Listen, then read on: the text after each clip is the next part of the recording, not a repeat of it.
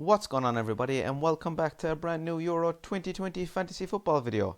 And in this video I'll be talking about match day 6 differentials. Now of course it's difficult to pick differentials at this stage of the tournament with only 4 teams remaining, but I've managed to pick 5 differentials out here.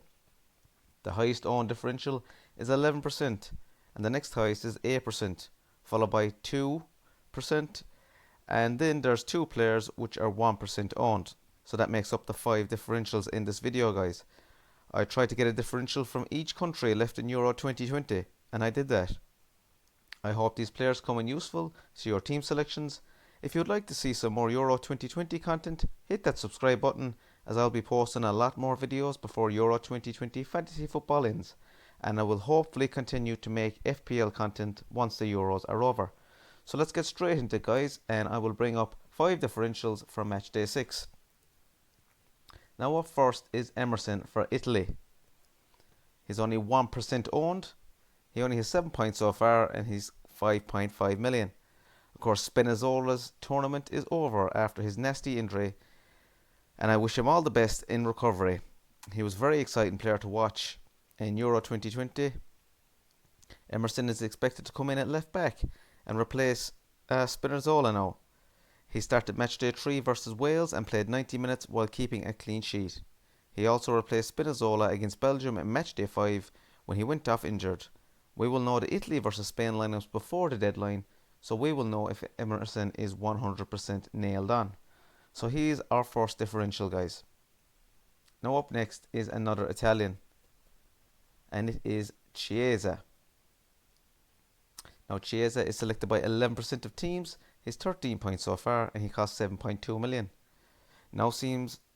Chiesa now seems to have his spot nailed on in the Italian team on the right wing, as he has taken Berardi's position.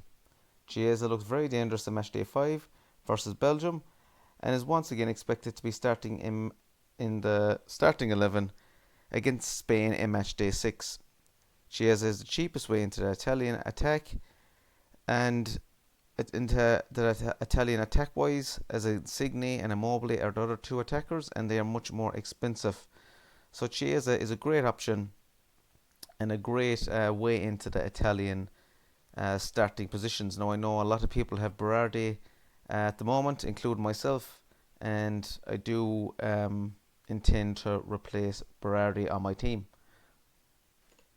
Now let's move on to the next option, and the next player is an English player, and it is Sancho.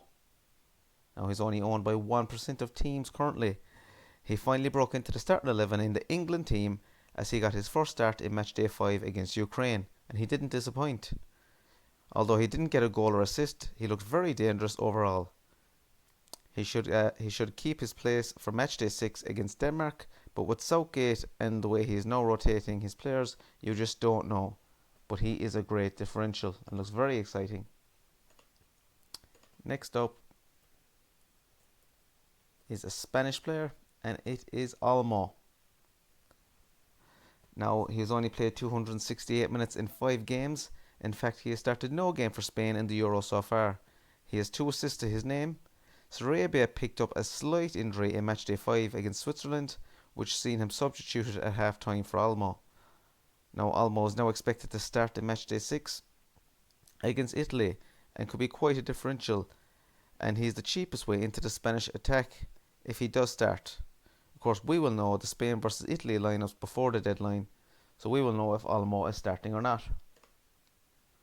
Now moving on to the final differential, and it is Dahlberg for Denmark. Now he's only owned by 8% of teams. He has 17 points so far and he costs 7.2 million. He's the joint third most points out of the forwards left in Euro Fantasy. He started the last 2 games for Denmark after Poulsen picked up his injury. Dahlberg didn't fail to impress as he has scored 3 goals in 2 starts. He's expected to keep his place in the Denmark team for matchday 6 against England. Denmark are a very attacking team as they are averaging 18 shots per game, the 3rd highest in Euro 2020 so far. So there you go, guys.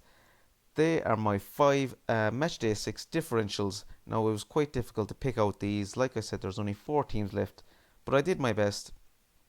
and these seem to be the best differential picks to gain some points in your leagues against your opponents. So if you like this video, hit that like button, hit that subscribe button. I'll be back with lots of more Euro 2020 fantasy football content. Have a great day.